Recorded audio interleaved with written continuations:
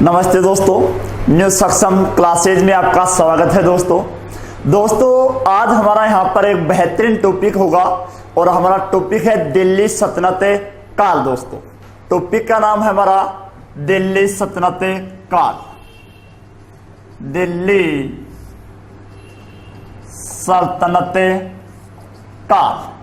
दिल्ली सल्तनत काल का अगर हम समय देखें तो दिल्ली सल्तनत काल का समय है 1206 से लेकर 1526 ईस्वी। 1206 से लेकर 1526 ईस्वी का शासन काल है किसका? दिल्ली सल्तनत काल का। दोस्तों कई बुकों के अंदर 1205 भी दे रखे हैं, लेकिन कोई दिक्कत नहीं है दोस्तों, 1200 यहाँ पर 6 महत्वपूर्ण होगा। अब देखते हैं दोस्तों इसके अंदर जो हमारा इतना 1206 से लेकर 1526 का शासन काल है, इतना लंबा शासन काल है। तो इस शासन काल के अंदर हमारे दिल्ली सल्तनत काल के अंदर यहाँ पर 5 वंशों ने यहाँ पर शासन किया था। कुल कितने वंशों ने यहाँ पर शासन किया था? 5 वंशों ने यहाँ पर शासन किया है दोस्तों। तो वो 5 वंश कौन से थे जो दिल्ली सल्तनत काल में सर्वाधिक लंबे समय तक उन्होंने शासन किया है, और सबसे कम समय तक शासन किस वंश ने यहाँ पर शासन किया है दोस्तों? तो वो 5 हमारे वंश हैं, क्रम से मैं आपको बता रहा हूं दोस्तों, जिनका एक ट्रिक है हमारा, गुलाब खिले तो तुम सेहर कर लेना। गुलाब खिले तो तुम सेहर कर लेना। शेयर कर लेना। देखते हैं दोस्तों, गुलाब से बनता है गुलाम वंश। गुलाम वंश। खिले से बनता है खिलजी वंश। खिलजी वंश। तुमसे बनता है तुगलक वंश। तुगलक वंश। शेर से बनता है सैयद वंश। सैयद वंश। लेने से बनता है ले से बनता है लोधी वंश। लोधी वंश। अगर हम गुलाम वंश का शासन काल देखें तो गुलाम वंश का शासन काल है 1206 से लेकर 1290 ईस्वी तक। इसके बाद में खिलजी वंश आता है, इसका शासन काल है 1290 से लेकर 1320 ईस्वी तक का है। तुगलक वंश का शासन काल है 1320 से लेकर 1414 ईस्वी तक का शासन काल है। कौन सा? तुगलक वंश का है। सैयद वंश का शासन काल है 1414 से लेकर 1451 ईस्वी तक का। कौन सा है? सैयद वंश का शासन काल है। अगर हम लोधी वंश का शासन काल देखें तो 1451 से लेकर 1526 ईस्वी का शासन काल है हमारा। कौन से वंश का? लोधी वंश का है। तो इस गुलाम वंश के अंदर हमारा दिल्ली सल्तनत काल के अंदर हमने इसको कितने भागों के अंदर बांटा है? 5 भागों के अंदर इसको बांटा गया था। यानी उस समय यहाँ पर कितने वंशों ने शासन किया होगा? 5 वंशों ने यहाँ पर शासन किया था, जो हमारा गुलाम वंश, खिलजी वंश, तुगलक वंश, सैयद वंश और लोधी वंश। अब कई बार क्वेश्चन आ जाता है दोस्तों कि दिल्ली सल्तनत काल के अंदर सबसे कम समय तक शासन किस वंश ने किया है? तो सबसे कम शासन हमारे किस वंश ने किया था? खिलजी वंश ने। सबसे कम समय तक किस वंश ने यहां पर शासन किया है? खिलजी वंश ने यहां पर सबसे कम समय तक शासन किया था। अगर क्वेश्चन आ जाए हमारा कि दिल्ली सल्तनत काल में सर्वाधिक लंबे समय तक सबसे लंबे समय तक किस वंश ने यहां पर शासन किया है? तो तुगलक वंश ने यहां पर सर्वाधिक लंबे समय तक शासन किया था। यानी दिल्ली सल्तनत काल में सर्वाधिक लंबे समय तक किस वंश ने शासन किया है? यहां पर तुगलक वंश ने सबसे लंबे समय तक शासन किया है। और सबसे कम समय तक किस वंश ने यहां पर शासन किया है? खिलजी वंश ने यहां पर सबसे कम समय तक यहां पर शासन किया है दोस्तों। अब हम देखते हैं दिल्ली सल्तनत काल यानी कुतुबुद्दीन ऐबक से लेकर इब्राहिम लोदी तक, इब्राहिम लोदी तक है जो हमारा दिल्ली सल्तनत काल है, इसका संस्थापक हम किसको मान सकते हैं? कुतुबुद्दीन ऐबक को माना गया है। और इसी दिल्ली सल्तनत काल का अंतिम शासक कौन था? इब्राहिम लोदी था, जो हमारे किस वंश से संबंधित था? लोदी वंश से संबंधित था। अब हम चर्चा करते हैं दोस्तों, जो हमारा पहला वंश है, जो पहला यहाँ पर राजवंश है, कौन सा? गुलाम वंश। इस गुलाम वंश के बारे में हम यहाँ पर चर्चा करते हैं। तो ये गुलाम वंश के अंदर कौन कौन से राजा आए थे, इसके बारे में हम यहाँ पर चर्चा करते हैं दोस्तों। तो पहला है गुलाम वंश।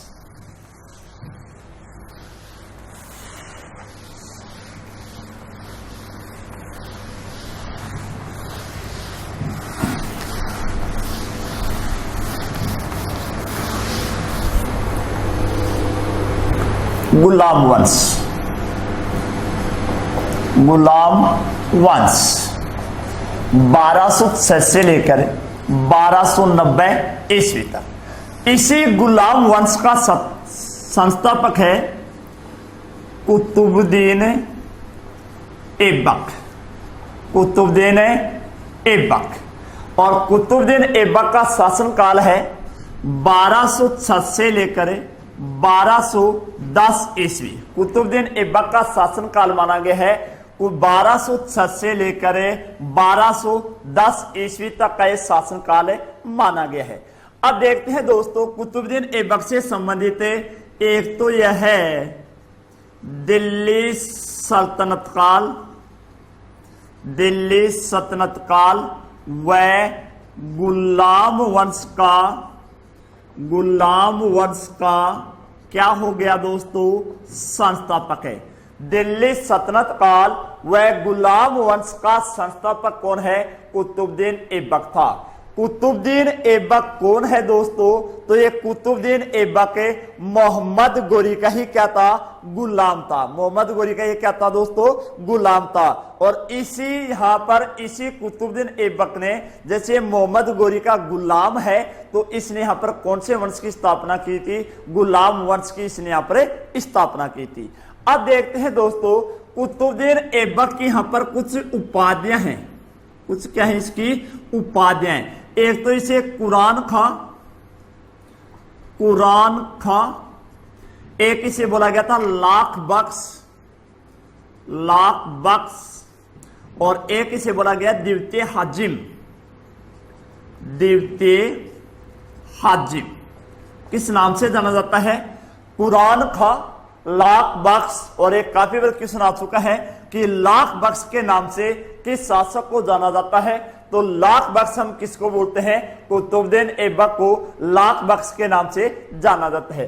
तो इसे कुरान खां, लाख बख्श व द्वितीय हाजिम के नाम से इसे जाना जाता है। इसने अपनी राजधानी कहां पर बनाई थी? तो इसने अपनी राजधानी, राजधानी लाहौर को, इसने अपनी राजधानी कहां पर बनाई थी दोस्तों?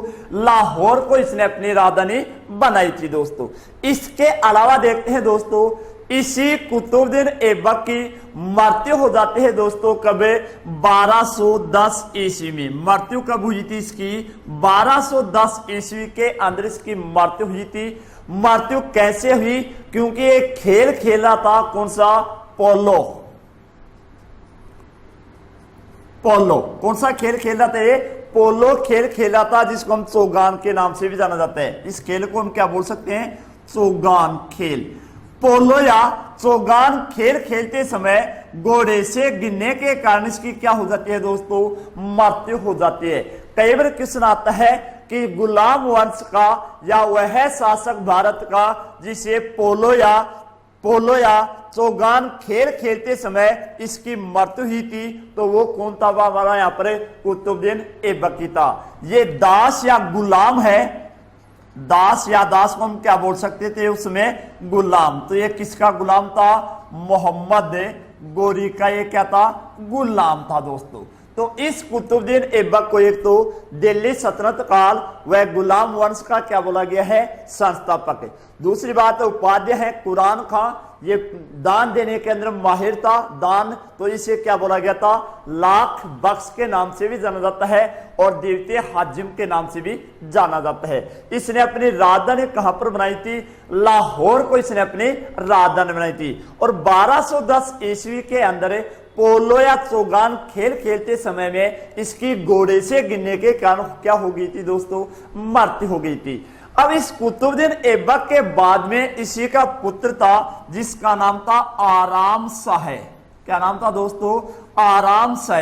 यानी इसके बाद में यहां पर शासक कौन बनता है, आराम शाह यहां पर शासक बनता है। तो नाम से हमें पता चलता है कि इस व्यक्ति ने क्या किया होगा, आराम ही किया होगा। लेकिन इसने यहां पर मात्र 8 महीने तक ये शासन करता है। इस शासन काल के अंदर भारत के अंदर कुछ भी नहीं होता है। तो इस आराम शाह को क्या करता है, एक व्यक्ति था इल्तुतमिश से जो मोहम्मद गोरी यानी इस कुतुबुद्दीन ऐबक का क्या था, वो गुलाम भी था और उसका ये गुलाम था, इसी कुतुबुद्दीन ऐबक का एक गुलाम था जिसका नाम था इल्तुतमिश। उस इल्तुतमिश ने क्या कर दिया था दोस्तों, आराम शाह की हत्या कर दी थी और बाद में शासक बन गया था। तो इल्तुतमिश कुतुबुद्दीन ऐबक का गुलाम भी था और इसका दामाद भी था। तो इन दोनों को यानी इसके आधार पर इल्तुतमिश क्या होता है, आराम शाह की हत्या करवा देता है और बाद में दिल्ली के अंदर क्या बन जाता है, शासक बन जाता है। तो हम इस आराम शाह के बाद में अगला शासक देखेंगे जिसका नाम था इल्तुतमिश। काफी इंपोर्टेंट क्वेश्चन बनते हैं इल्तुतमिश से संबंधित।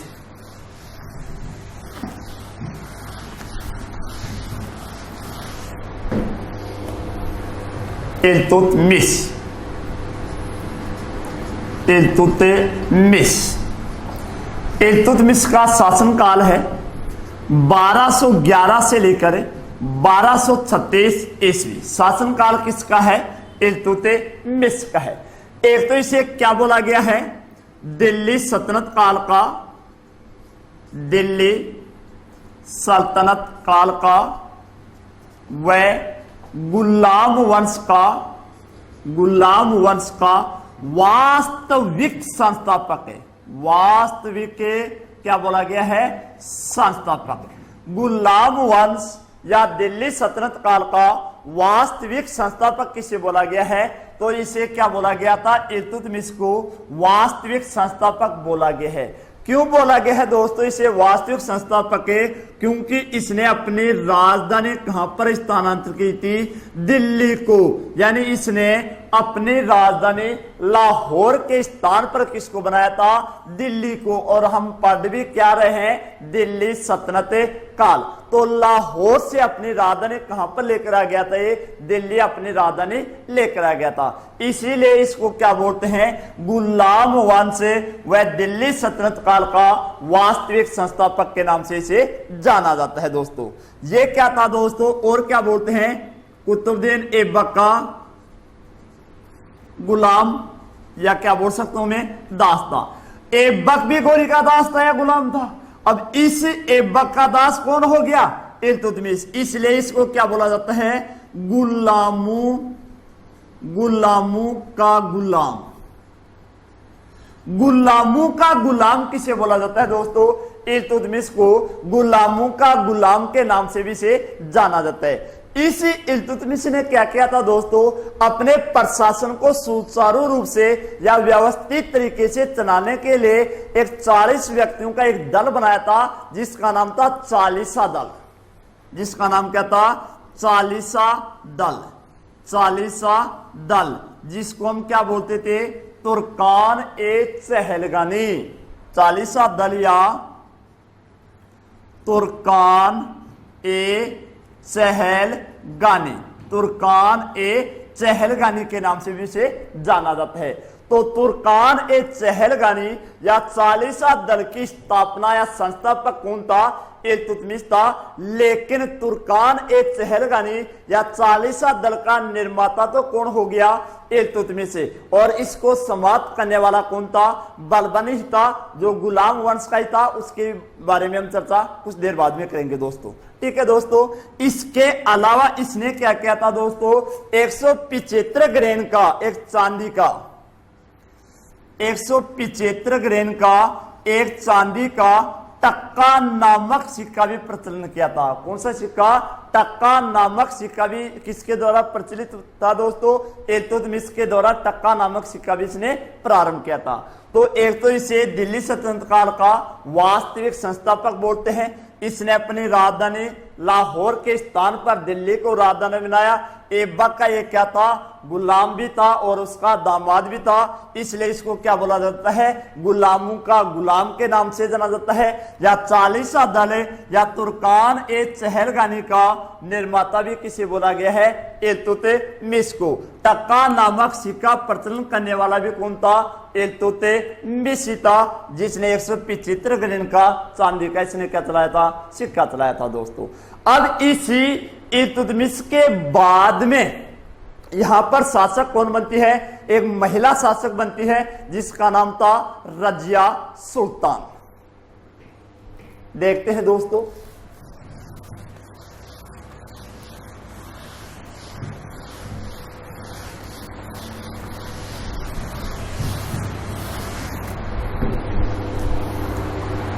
रजिया सुल्तान। रजिया सुल्तान शासनकाल है 1236 से लेकर 1240 ईस्वी। 1236 से 1240 ईस्वी का शासनकाल किसका है? रजिया सुल्तान का यह शासनकाल है माना जाता है। अब हम देखते हैं रजिया सुल्तान से संबंधित कि एक तो ये दिल्ली सल्तनत काल की एकमात्र महिला सुल्तान है। दिल्ली सल्तनत काल की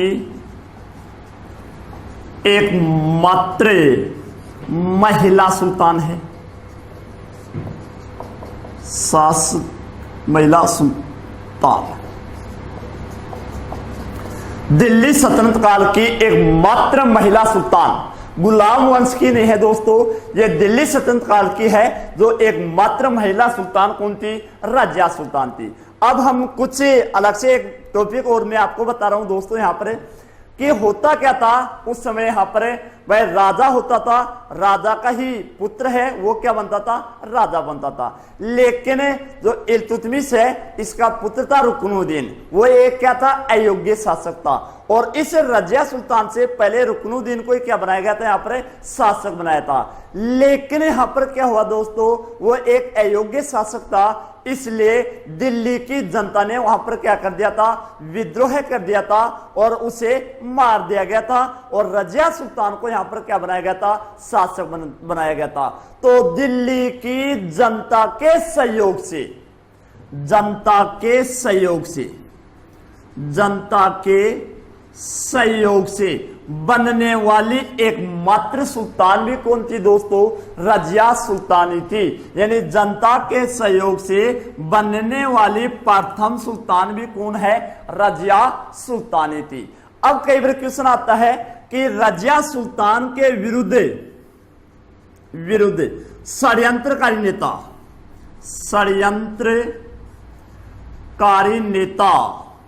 नेता कौन था? ऐतगिन था। कौन था दोस्तों? ऐतगिन। रजिया सुल्तान के विरुद्ध षड्यंत्र रचने वाला व्यक्ति है और वो व्यक्ति कौन था? ऐतगिन था। इसने यहां पर षड्यंत्र रचा था दोस्तों। षड्यंत्र एक क्यों रचता है? क्योंकि एक तो ये 40 दल का उस समय क्या था? अध्यक्ष था। दूसरी बात है यहाँ पर इस रजिया सुल्तान ने क्या कर लिया था? जो गुड़शाला होता है, इस गुड़शाला का एक अपने व्यक्ति को यहाँ पर नियुक्त कर देती, याकुन को।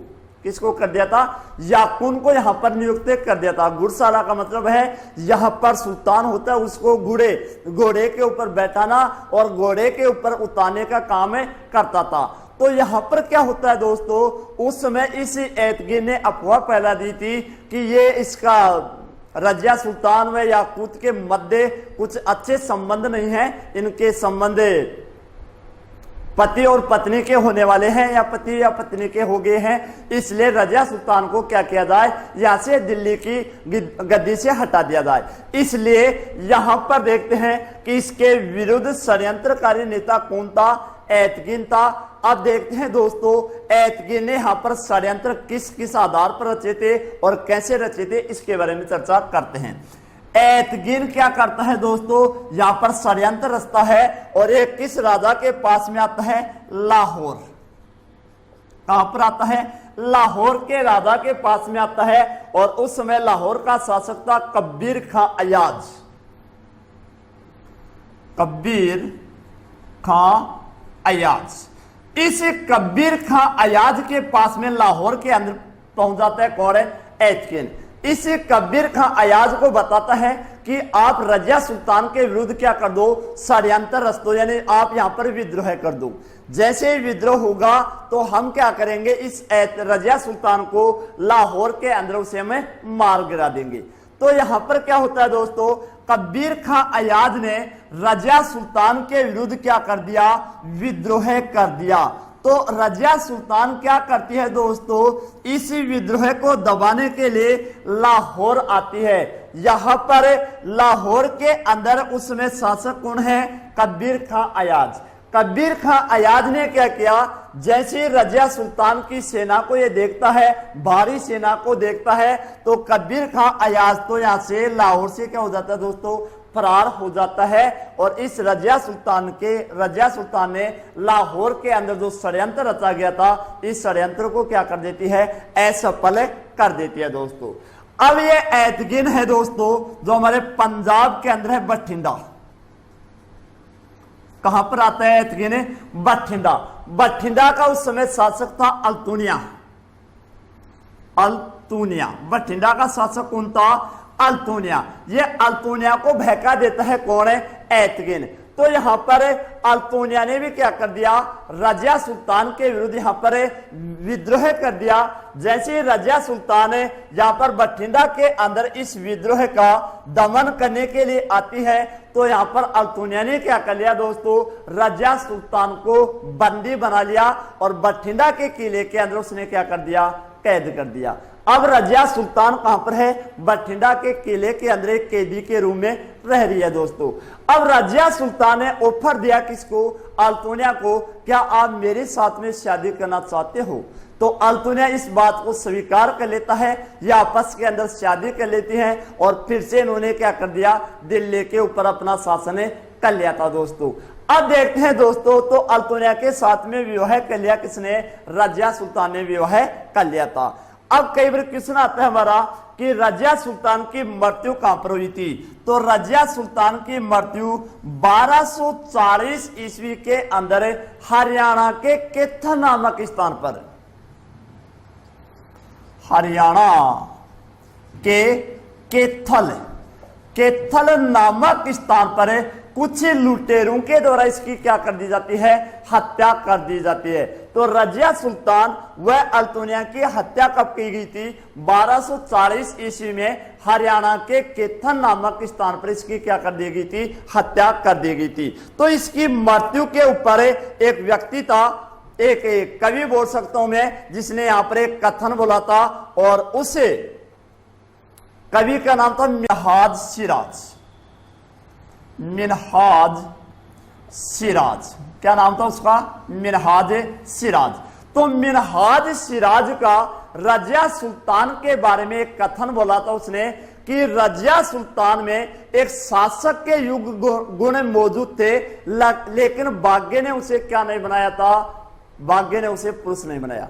रजिया सुल्तान का कथन है, मिन्हाज सिराज का कथन है रजिया सुल्तान की मृत्यु के बारे में कि रजिया सुल्तान में एक अच्छे शासक के गुण मौजूद थे, लेकिन भाग्य ने उसे क्या नहीं बनाया, पुरुष नहीं बनाया। इसीलिए इसकी मृत्यु हुई थी कहां पर, रजिया सुल्तान को मार गिराया था दोस्तों।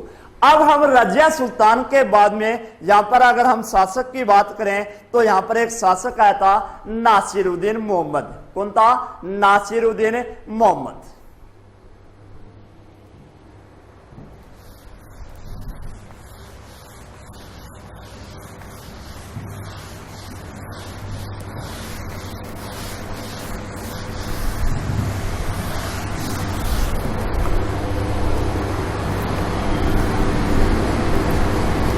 नासिरुद्दीन मोहम्मद।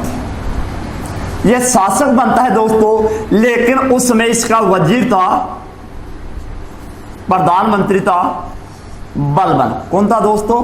बलबन था। यहां पर चालीसा दल का उस समय ये क्या था? अध्यक्ष भी था। बलबन उस समय चालीसा दल का क्या था? अध्यक्ष भी था। अब देखते हैं दोस्तों, ये नासिरुद्दीन एक अयोग्य शासक के रूप में था, इसलिए यहां पर अपने सत्ता के ऊपर कब्जा कर लिया था। किसने? बलबन ने। तो नासिरुद्दीन यहां पर दो कार्य करता था। कितने कार्य करता था? दो कार्य करता था। एक तो ये क्या करता था? कुरान की प्रतिलिपियां बेचता था। कुरान की क्या करता था? प्रतिलिपियां बेचता था। और इस प्रतिलिपियों के साथ में एक टोपी भी बेचता था। क्या करता था? टोपी। तो कुरान की प्रतिलिपि दिल्ली सल्तनत काल का वह शासक है जो अपनी आजीविका टोपी या कुरान की प्रतिलिपियां बेचकर चलाता था। वो कौन था दोस्तों? नासिरुद्दीन था। अब नासिरुद्दीन की मृत्यु हो जाती है कब दोस्तों? 66 के अंदर है। और इसके बाद में शासक कौन बनता है? बलबन, जो काफी महत्वपूर्ण शासक है। बलबन के बारे में हम चर्चा करते हैं दोस्तों।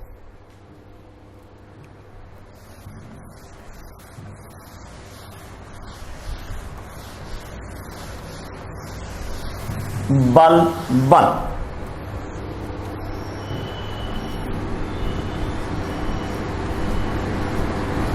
शासनकाल है 1266 से 1287 ईस्वी।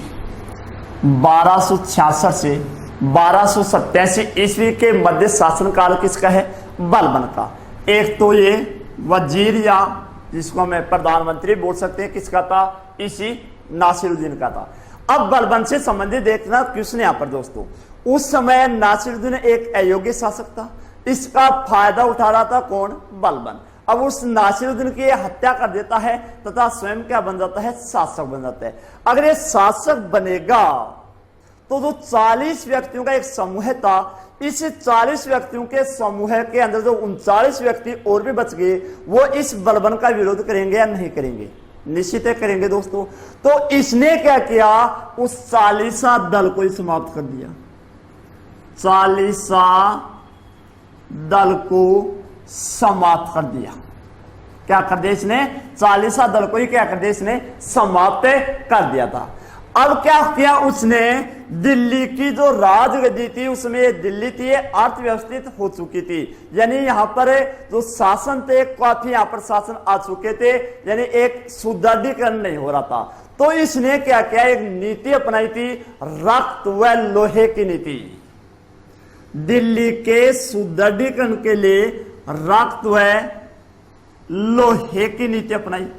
रक्त व लोहे की नीति अपनाने वाला कौन था दोस्तों? बलबन ही था। और रक्त व तलवार की नीति अपनाने वाला कौन था? अलाउद्दीन खिलजी था। रक्त व लोहे की नीति अपनाने वाला कौन था? बलबन था। चालीसा दल को समाप्त करने वाला कौन था? बलबन ही था। इसी के समय में एक बार एक विद्रोह हुआ था। कहां पर?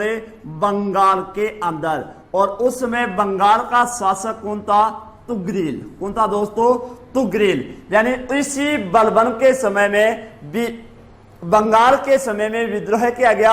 और उस समय विद्रोह का शासक कौन था? बलबन था। इसी के समय में क्या होता है? इसी बलबन के विद्रोह का दमन कर दिया जाता है। तुगरील के विद्रोह का बलबन ने काफी खतरनाक तरीके से दमन किया था। ऐसा बताया गया है कि इस बलबन ने क्या किया था? तुगरील को पराजित किया। इसके जितने भी रिश्तेदार थे उन्होंने क्या कर दिया था? एक दीवार के अंदर इनको चिनवा दिया था। तो एक तो हमने इसने तुगरील के विद्रोह का उसने क्या कर दिया? दमन कर दिया। एक फारसी त्योहार आता है नौरोज। नौरोज त्योहार। नौरोज त्योहार प्रारंभ करने वाला भी कौन था? बलबन ही था। दो प्रथाएं अपनाई थी, सिजदा व पेबोस। सिजदा व पेबोस। सिजदा व पेबोस नामक प्रथाएं प्रारंभ करने वाला भी कौन था? बलबन था। सिजदा क्या होता है? पेबोस क्या होता है? सिजदा का मतलब होता है अगर कोई राजा आएगा तो उस राजा के अंदर, यानी अगर बलबन से या इस राजा से मिलने के लिए आने कोई व्यक्ति आएगा तो वो क्या करेगा, झुककर उसे प्रणाम करना। पेबोस का मतलब है उसके पैर चूमना, इसे हम क्या बोलते हैं, पेबोस। और सिजदा का मतलब है जो पैरों के अंदर झुककर उसे क्या करना, प्रणाम करना। तो सिजदा व पेबोस नामक प्रथाओं को प्रारंभ करने वाला कौन था, बलबन ही था। सिजदा व पेबोस नामक प्रथाओं को समाप्त करने वाला शासक कौन था, सिजदा व पेबोस नामक प्रथाओं को समाप्त करने वाला शासक था शाहजहां। कौन था दोस्तों, शाहजहां था। अब क्या होता है दोस्तों, इसी बलबन का पुत्र था केकुबाद। बलबन के बाद में यहां पर जो शासक बनेगा वो शासक कौन बनेगा, केकुबाद।